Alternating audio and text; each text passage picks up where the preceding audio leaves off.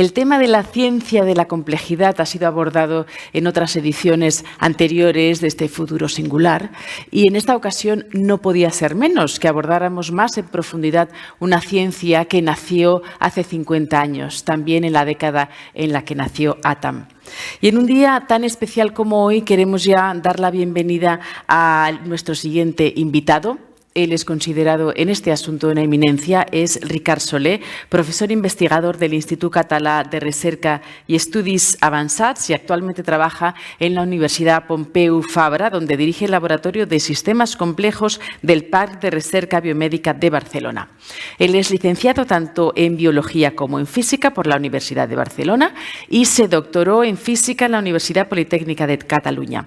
Además, es profesor externo del Santa Fe Institute de Nuevo México en Estados Unidos. Bienvenido, un aplauso. Gracias.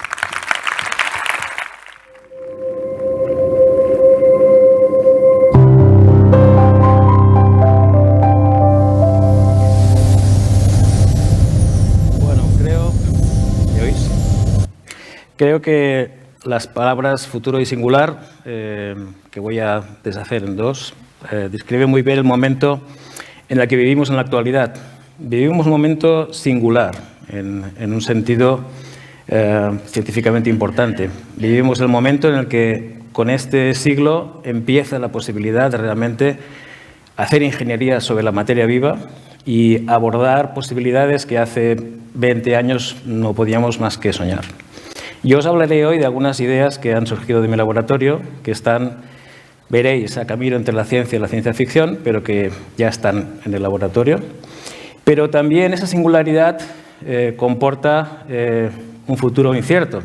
Vivimos también un momento en el que a toda esa esperanza de poder cambiar muchas cosas y mejorarnos, y mejorar la humanidad y mejorar nuestra sociedad, nos enfrentamos a retos muy grandes, no hace falta que lo diga. El momento geopolítico es el que es y tenemos un problema grave que es el cambio climático. Es un problema que tenemos que abordar y tenemos que resolver.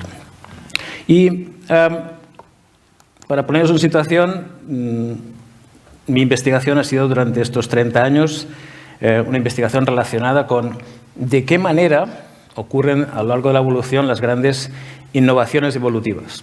Y nosotros como humanos, en esta cadena de grandes acontecimientos que van desde la aparición de la vida, las primeras células, la multicelularidad, nosotros aparecemos, como decía Carl Sagan, cuando él decía, imaginemos la evolución comprimida en un solo año.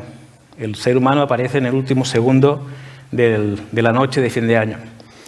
Estos recién llegados han sido una innovación muy importante porque con la especie humana, que es singular, hemos traído el lenguaje complejo, hemos traído una mente que es capaz de entender el pasado y el futuro y pensar los futuros nos ha hecho muy singulares y una mente que también ha sido capaz de comprender al otro, algo que ha sido fundamental, la empatía, esa empatía que tenemos, aunque a veces hay días que parece que no acaba de funcionar, es algo esencial, todo combinado nos ha hecho una especie singular.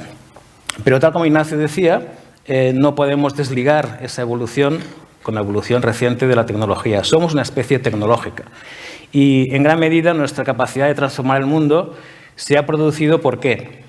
Porque nosotros hemos podido ir más allá de nuestro cuerpo y no solo predecir futuros posibles, sino que hemos encontrado la forma de cambiar, de crear esos futuros. Bueno, si lo situamos un poco más cerca, como decían también en la conferencia anterior, esa tecnología desde los años 50 ha sido revolucionaria en muchos sentidos. En los años 50 aparece lo que hoy llamamos la tecnología de la información, los primeros grandes ordenadores. John von Neumann, a quien tenéis aquí al lado del primer ordenador, que ocupaba un espacio enorme y que era mucho menos potente que cualquiera de vuestros teléfonos móviles. Él no solo contribuyó de manera fundamental a crear esa lógica de la computación, vuestros ordenadores tienen arquitectura de von Neumann, sino que reflexionó sobre el problema de por qué el ordenador, aquellos ordenadores de entonces, por qué el ordenador falla porque sus piezas son poco fiables cuando el cerebro sigue funcionando aunque las neuronas se mueren. Y en la misma época, Hubo otra revolución, estamos hablando de años 40-50, otra revolución que fue la de decodificar el código de la vida.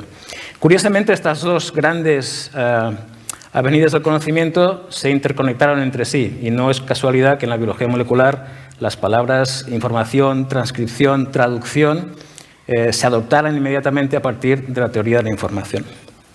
Y esa época creó una expectativa enorme, porque justo al principio, cuando se crearon los primeros ordenadores, también se crearon las primeras redes neuronales artificiales, el precursor de lo que hoy implica la tecnología que está detrás de ChatGPT, por ejemplo.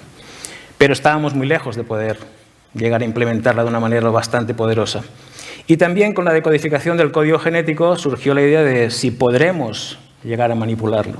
Pasó mucho tiempo antes de que eso pasara, pero en aquella época también surgió la idea de que podríamos hacer una ciencia de síntesis, que no sea una ciencia descompuesta en diferentes áreas, y la cibernética, y Norbert Wiener aquí en la fotografía fue su gran padre fundador, la cibernética fue el primer intento de crear una teoría de los sistemas complejos. El colectivo de la cibernética, y os animo a que leáis la historia porque es fascinante, reunió por primera vez a matemáticos, a físicos, a médicos, a biólogos, en un solo colectivo que intentó plantearse qué hace especial la materia viva, qué hace especial nuestro organismo.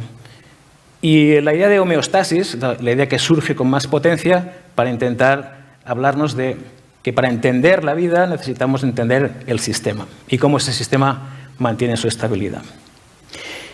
Pero poder cambiar eso requería una tecnología que se tuvo que desarrollar, como todo pasa en ciencia, con cierto tiempo. Y la gran pregunta es si podemos rediseñar nuestro organismo, que los autores de ciencia ficción soñaron durante muchos años, ya está aquí. En ciencia ficción esta idea se ha utilizado mucho. Esto, imágenes de la película Blade Runner, donde en particular sale este personaje, un bioingeniero, que nos habla de la capacidad de poder crear ojos, ¿vale? Crear ojos, yo cuando vi la película pensé, bueno, esto realmente es ciencia ficción, ¿no? Pero una reflexión interesante que les hago a mis estudiantes cuando nos acercamos a este problema, mis estudiantes de ingeniería biomédica, es qué hace diferente, pensando en un ingeniero, una máquina de un sistema vivo, ya sea una célula, ya sea un individuo. Y hay muchas cosas que lo hacen diferente. En algún sentido uno podría pensar que una célula en el fondo es como una máquina, recibe señales de un mundo externo, responde a esas señales de cierta manera y podemos representar parte de eso como una especie de computación. Pero por otra parte la biología tiene algo que la hace muy singular y es que vive en un compromiso constante de crear y destruir, de regular y asegurarnos que no pasa nada. El cáncer, por ejemplo, que son los ejemplos que más utilizo yo, es la disrupción de un proceso de constante compromiso entre crecer y regenerar y asegurarnos de que las cosas no van a equivocarse, a fallar, de controlar, a inhibir, a parar. Y la disrupción de eso es lo que crea la enfermedad. Y es importante que eso lo entendamos desde el punto de vista de los sistemas. Bueno, una cosa que revolucionó por completo el panorama fueron la tecnología de células madre. Inesperadamente, resulta ser que esas células singulares que hay en nuestro organismo, que se pueden diferenciar en cualquier cosa, que nos permiten ser un día una célula y al final ser un ser complejo, podemos conseguir mediante una tecnología ahora cada vez más eficaz, poder tomar una célula de la piel de una persona, diferenciarla en una célula madre, ¿vale?, que es una célula que puede hacer cualquier cosa, ponerla en un contexto adecuado y en ese contexto, ¿vale?, donde podemos, insisto, manipular con mucha precisión cada vez más, con CRISPR, por ejemplo, la expresión celular, nos podemos encontrar con que podemos crear lo que se llaman los organoides. Los organoides han sido una revolución importante, una revolución en marcha, está casi todo por hacer, pero también fueron una sorpresa. Quizá no para los que hacíamos sistemas complejos, pero fue un poco una sorpresa porque cuando uno, por ejemplo, pone esas células madre en el medio adecuado y ese medio adecuado es el medio que tiene factores de diferenciación que se necesitan para construir un ojo, lo que ocurre es que las células que van apareciendo no son simplemente células de la retina o del cristalino. Esas células hablan entre sí y de forma autoorganizada, de forma automática, sin que el ingeniero haga nada, crean estas estructuras que son precursores, por ejemplo, de ojos. Algunas son estructuras que en realidad son pequeños órganos, como un páncreas, un hígado, que pueden hacer parte de la función que vemos. Y en algunos casos, que han dado lugar a demasiadas expectativas, como el caso del cerebro, son esos minicerebros en los que no hay que esperar nada muy inteligente, pero son una ventana única para acercarnos, por ejemplo, a las enfermedades del desarrollo del cerebro, a las que no teníamos ningún acceso posible. Y aquí es donde entra la otra parte de la bioingeniería en la que trabaja mi laboratorio, aunque nosotros hemos sido teóricos durante muchos años y en algún momento vimos la oportunidad de hacer un laboratorio experimental y para horror de la gente de nuestro edificio, pues lo hicimos. ¿La biología sintética qué es? Bueno, es como la hija adolescente de la ingeniería genética. A principios de este siglo se empieza a desarrollar una nueva forma de, vamos a decir, de editar los circuitos biológicos, de forma que hemos conseguido un montón de avances haciendo ¿qué? Pues especialmente poniendo dentro de células genes o componentes génicos que pueden ser de especies absolutamente diferentes, de virus, de mamíferos, de lo que sea, para que esas células que nunca hubieran hecho ciertas cosas las hagan. Se comporten de manera diferente, se diferencien de manera diferente, o por ejemplo, puedo dar un ejemplo que está ahora en pleno desarrollo, crear bacterias que pueden reconocer de manera específica células tumorales e inducir un mecanismo para eliminarlas, ¿de acuerdo?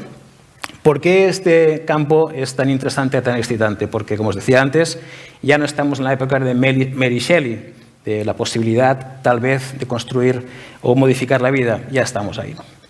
Y os quiero dar un ejemplo de una cosa que hemos hecho nosotros, para que veáis que, además, hay que intentar realmente ser innovadores. Nos solemos inspirar en la tecnología, la electrónica, por ejemplo, o nos solemos inspirar en lo que vemos en las soluciones de la evolución. Os voy a enseñar un ejemplo de algo que no se inspira en ninguna de las dos cosas. Os pongo el ejemplo de la electrónica, aquí se ha mencionado anteriormente, porque ese ha sido el ejemplo que ha inspirado, en gran medida, una buena parte de la biología sintética.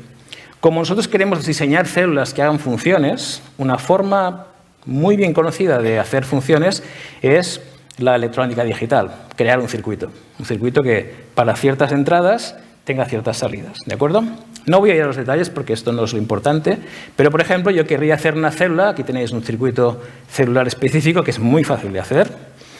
Tengo dos señales, esas señales afectan a dos genes, esos genes dan lugar a dos proteínas, esas proteínas se pegan entre sí y entonces si se pegan activan otro gen. Ese gen puede ser una proteína fluorescente, que me va bien para saber lo que ha pasado, o puede ser algo que haga una funcionalidad. Para los que estéis familiarizados, esto que os he enseñado es una puerta lógica. Una puerta lógica es una puerta AND y simplemente es un componente fundamental. ¿Por qué es interesante? Porque, como acababa de decir Ignacio antes, la gran revolución tecnológica que hemos vivido, que ha transformado nuestras vidas profundamente, viene a caballo de la electrónica, sobre todo de una capacidad extraordinaria de poder combinar. Podemos crear esos pequeños circuitos, las puertas lógicas, y luego unirlas entre sí. Y simplemente combinándolas, y ahí tenemos toda una teoría matemática preciosa, ¿qué podemos hacer? Cualquier cosa. Y de hecho, con una sola puerta lógica, una sola clase, podemos construir un ordenador entero. Vale. Lo hacemos en biología. Hacemos células que tengan más y más y más circuitos y podemos hacer una célula que sea como un ordenador, por ejemplo. Bueno, ahora os enseño lo que nosotros hicimos, ¿vale? Que nos enseña una lección importante. Y es que el diseño puede no inspirarse en nada que conozcamos. Imaginemos que quiero hacer este circuito. Insisto, no es importante este circuito concreto. Solo quiero que veáis cuál es el problema. Imaginemos que quiero hacer una célula que capte 3 diferentes señales y con esas señales dé una respuesta que viene dada por una tabla. Y esencialmente este circuito, que se llama multiplexor, lo que hace es, hay una de las señales que selecciona cuál de las otras dos pasa a través. Es como si tuvieras un selector. Vale. Yo puedo ir a la pizarra, es lo que hacemos casi siempre, voy a la pizarra, me dibujo el circuito que podría ser un candidato, luego tengo que hacer la ingeniería, claro, y bueno, ahí tenéis un ejemplo. ¿Dónde están los cables? Bueno, cada bolita que tengo aquí en la proteína, que tiene una flecha que va a parar a un gen, eso es un cable. En un circuito electrónico, los cables son todos iguales, ¿no? Claro, los cables de cobre, por ejemplo, todo es lo mismo. Pero en una célula eso no puede ser. Si yo te envío una señal de este gen a este gen, no es la misma que envío de este gen a otro, ¿vale? Hay una identidad. Y diréis, bueno, vale, pues ahí está el problema. En biología, las cosas se reutilizan constantemente, porque la biología es resultado de la evolución y los cables no afectan solo a un gen de un gen a otro, suelen afectar a unos cuantos. Y eso nos da muchos problemas, es lo que se llama el problema del cableado. Por ejemplo, cosas que nos han pasado. Diseñamos un circuito, qué bonito que queda en la pizarra, lo intentamos implementar y las células se suicidan. Hay un mecanismo que se llama el suicidio celular, que es si detecto que algo no va bien, las células acaban con sí mismas. Una cosa bastante frustrante, la verdad. Bueno, la solución que encontramos, ¿cuál fue? Una solución totalmente loca. ¿A que no cogeríais un circuito eléctrico y lo partiríais en dos y esperaríais que los circuitos desconectados siguieran funcionando? Bueno, pero si lo hacemos aquí y lo que hacemos es diseñar dos células, no una, y si en una de las dos células esa señal que yo quiero que salga funciona, doy por bueno que el circuito hace la señal de salida, que sería un 1, ¿vale? Y si ninguna de las dos lo hace, es un 0. Algo tan simple como esto resuelve automáticamente el problema. Pero hay que cambiar el chip. Hay que cambiar el chip. Esto la evolución no lo hace, no puede llegar ahí, y no es diseño tecnológico. Pero lo bueno es que a partir de nuestra aproximación hemos pasado de lo que tenéis abajo serían los circuitos convencionales creados por combinación. Lo que tenéis arriba es nuestros circuitos multicelulares creados por esta nueva forma de definir la computación. Y solo para que quede claro, un circuito que sería complicadísimo hacer dentro de una célula, con todas esas puertas conectadas y todos esos cables, lo podemos reducir a cosas tan pequeñas como 4 células con una ingeniería muy pequeña. Esto ha inspirado muchísimo a toda una generación, esperemos, de investigadores en nuestro campo, pero también cuando nos pusimos a pensar en dónde está esta nueva forma de computación dentro del universo de lo posible, nos encontramos con una cosa muy divertida, y fue que si hago un espacio de lo posible, y este es un candidato que propusimos nosotros, donde en un eje tengo lo que llamamos la complejidad cognitiva, cuán interesante es la información que se procesa en un sistema vivo. En el eje horizontal tengo si el sistema es líquido, ¿no? La sangre sería uno, o sólido, que es un tejido normal, el cerebro, etc. Y en el eje vertical, hasta qué punto el desarrollo, porque eso también es una propiedad de la biología, no de las máquinas, hay un proceso de construcción, hasta qué punto es importante. Y ahí puedo localizar un montón de cosas, cerebro, sistema inmunitario, todo tipo de sistemas, pero hay un agujero muy grande. Esa bola blanca que pongo ahí, ¿vale? Si busco sistemas reales, no encuentro ninguno, no lo hay. Eso suele ocurrir en estos espacios y nos dan pistas importantes porque puede ser que la evolución prohíba que lleguemos ahí, pero no significa que nosotros no podamos llegar ahí. ¿De acuerdo? La computación distribuida que os he explicado antes es un ejemplo. Pero hay más ejemplos. Os voy a dar 2 especulaciones que es trabajo presente. Si yo os pregunto, dame una lista de órganos de vuestro cuerpo, sería fácil, ¿no? Enseguida me diríais, pues, los riñones, pulmones, el hígado, etcétera, etcétera. Pero ¿podríamos imaginar un órgano que no existe? ¿Podríamos construir un órgano que no existe? Algo que pudiéramos crear a partir también de la combinación de células madre más biología sintética, que nos permitiera abordar enfermedades que ahora mismo no podemos abordar. Bueno, eso también parecía ciencia ficción, pero ya estamos en esa dirección. Y lo mismo pasa, última especulación de esta parte, con la posibilidad de ir aún más allá. Podríamos crear colectivos sintéticos celulares, que podrían ser también órganos o organoides, que tuvieran propiedades que podríamos llamar inteligentes. De aquí nuestra inspiración ha venido de un área que hemos trabajado mucho también, que es de la inteligencia colectiva. En la naturaleza no solo hay nuestros cerebros, hay toda una biosfera que ha sido también modificada a gran escala. ¿Y quién lo ha hecho? La inteligencia de los insectos sociales, ¿vale?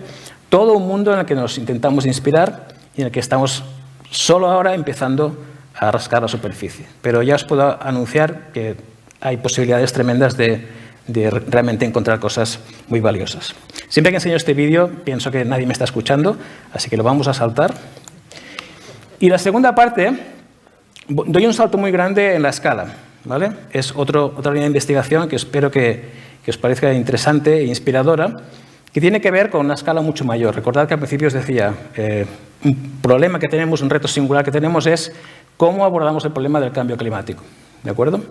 Bueno, el problema es importante y hay que ser conscientes de ello porque está produciéndose una aceleración del proceso. Todavía tenemos la ventana de oportunidad. En este artículo que escribimos con mi colega de Princeton, Michael Levine, especulamos que ahí tenemos esos 30 años por delante, ¿vale? Pero esos 30 años tienen que ser 30 años realmente de acción. ¿Por qué? Pues porque si os doy la lista, no quiero deprimir a nadie, pero os doy la lista de cosas que están pasando, pues es preocupante, ¿no? Recuerdo un libro que leí hace como 20 años que decía los arrecifes de coral, la mitad habrá desaparecido hacia el 2050. Eso ya ha pasado, ¿vale? Estamos en esta situación y hay que hacer algo. Antes de deciros mi solución, la solución de mi laboratorio, avisar de que la idea es no que estoy proponiendo un technological fix. Hay que hacer muchas cosas, pero la tecnología es necesaria. La geoingeniería es una posibilidad que está ahí. Veremos hasta dónde nos llega. En este campo es capturar el CO2 de la atmósfera, pero también crear máquinas que de alguna forma reduzcan el efecto del calentamiento, ¿vale? Pero hay que crear las máquinas. ¿Cuál es la alternativa? La alternativa que proponemos es exactamente lo que os voy a decir, ¿y si hiciéramos ingeniería de la biosfera? Bioingeniería, ¿vale? Vamos otra vez a la biología sintética y en este caso nos acercamos al terreno de los ecosistemas, ¿de acuerdo? Esta idea la propusimos hace ya más de 9 años. En mi primer artículo le puse como título Bioingeniería de la biosfera y el editor me dijo, ¿sabes qué? Vamos a ponerle un interrogante porque así queda como más suave, ¿no? Bioingeniería de la biosfera. Pero bueno, la verdad es que hemos estado trabajando muy en serio, modelos computacionales, modelos matemáticos. Más recientemente ya nos hemos acercado a los primeros experimentos. ¿Cuál es la propuesta? Antes de decir esa propuesta, ya que de hecho Ignacio también lo ha mencionado, esta no es la primera vez que vamos a intentar hacer algo así a gran escala. Ya lo hemos hecho. Los humanos, eso que en ecología llamamos los ingenieros del ecosistema. Hemos transformado la biosfera a gran escala porque hemos controlado los flujos de materia y energía. ¿De acuerdo? Bueno, esta transformación ha hecho que el 90% largo de los ecosistemas del planeta hayan sido cambiados por los humanos, ¿vale? Una gran parte, de hecho, son monocultivos. Y incluso podemos ver nuestra historia, y este es un libro que a mí me gusta mucho de Fernández Armesto, como una historia ecológica del cambio y de la civilización y el cambio. Bueno, en este caso, ¿por qué tenemos que plantearnos esto? ¿Y en qué escenario lo podemos plantear? Uno de los que nosotros estamos estudiando muy de cerca, con colaboración con ecólogos de mucho prestigio, ecólogos de campo, hasta ingenieros y gente que trabaja en inteligencia artificial, son los sistemas áridos. ¿Por qué? Bueno, son más del 40% de los ecosistemas del planeta. No penséis en desiertos, hablamos de ecosistemas con vegetación, ¿vale? Donde vive más del 30% de la población mundial. Y los áridos van creciendo. Hacia 2050, si no cambian las cosas, la mitad de los ecosistemas terrestres serán ecosistemas áridos. Y tienen un problema añadido. Estos ecosistemas, toda la evidencia de la que disponemos, indica que experimentarán cambios abruptos, ¿vale? Y eso es otra lección importante que hay que aprender, que la hemos aprendido de la fisiología humana. Cuando uno tiene hasta 38 de fiebre, está mal, ¿no? Cuando estás a 39, empiezas a tomar medidas, seguro. Cuando estás a 40, estás en riesgo. Nadie habla de, bueno, cuando estés a 41 grados, ¿no? Porque estás a 41 grados, se habrá acabado. Hay umbrales en sistemas complejos en todas las escalas. Y en ecología en particular, sabemos que hay umbrales que tienen que ver con la respuesta rápida de los ecosistemas a los cambios graduales, por ejemplo, ¿en qué? Pues en la falta de precipitación, en estrés que puede venir de muchos ámbitos, de la polución. Esos puntos de no retorno es algo que tiene que cambiar nuestra percepción del riesgo.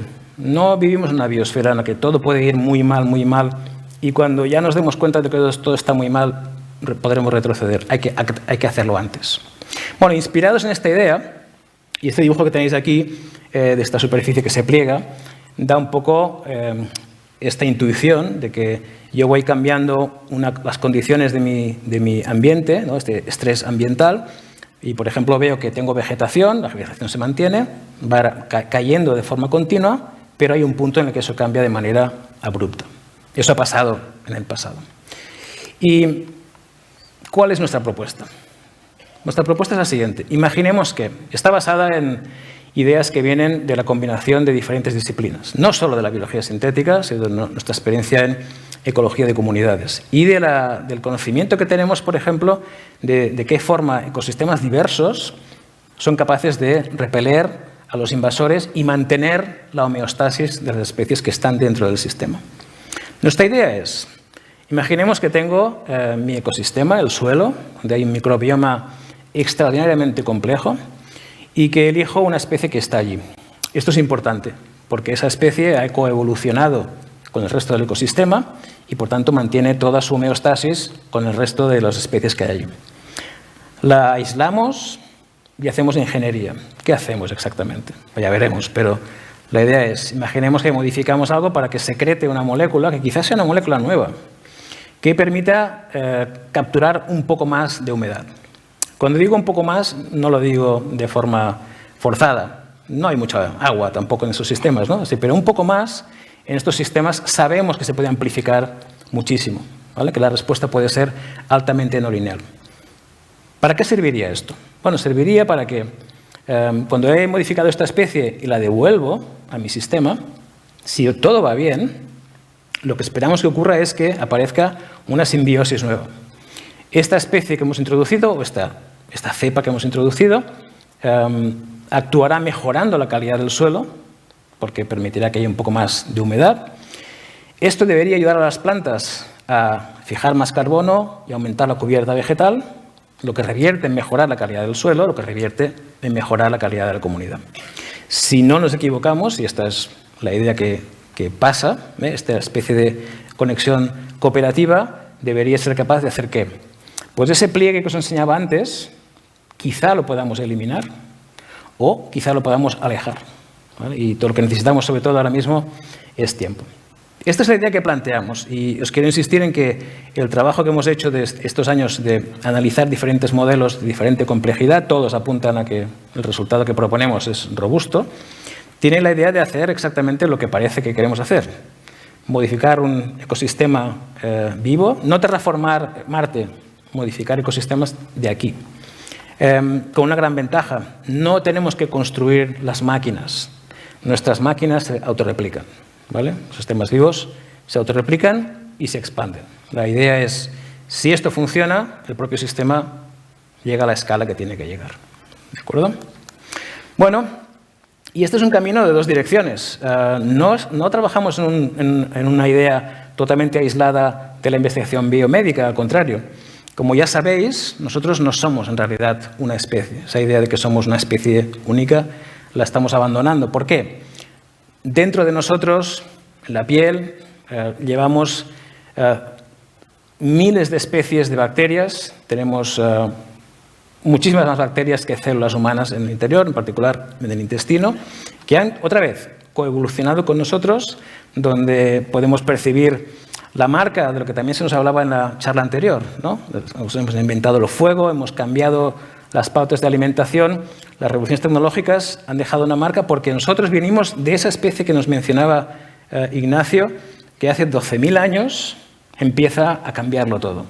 Pero mantenemos cosas de la evolución anterior, mucho más primitiva, dentro de nuestro organismo. Y en particular, ese microbioma que tenemos dentro, que establece un diálogo constante con el sistema inmunitario, con el cerebro.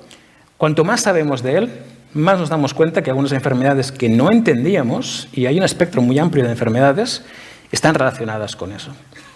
Lo cual es una gran esperanza, porque manipular el microbioma es algo que nos podemos plantear y que ya estamos haciendo. Mi colega Marc Güell, que está trabajando allí en el Centro de Regulación Genómica en Barcelona, ya está trabajando en esta idea de intervenir sobre enfermedades de la piel, utilizando ¿qué? cepas manipuladas genéticamente del microbioma y al parecer la cosa va con éxito. El diálogo que podemos hacer entre lo que nosotros pretendemos, ese microbioma a gran escala, y este microbioma a la escala humana, creo que puede generar una ciencia realmente muy relevante.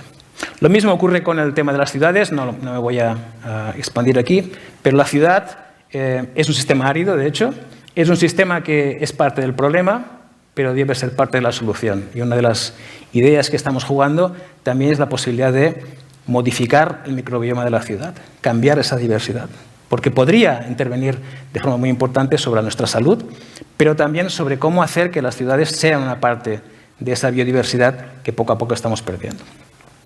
Solo comentar, porque estamos súper contentos con esto, por fin conseguimos financiación y estamos empezando la fase experimental en microcosmos, apoyados por el Laboratorio Europeo de Biología Molecular, y el primer día que recibimos muestras de suelo, tengo que decir que nos sentíamos como niños con un pastel.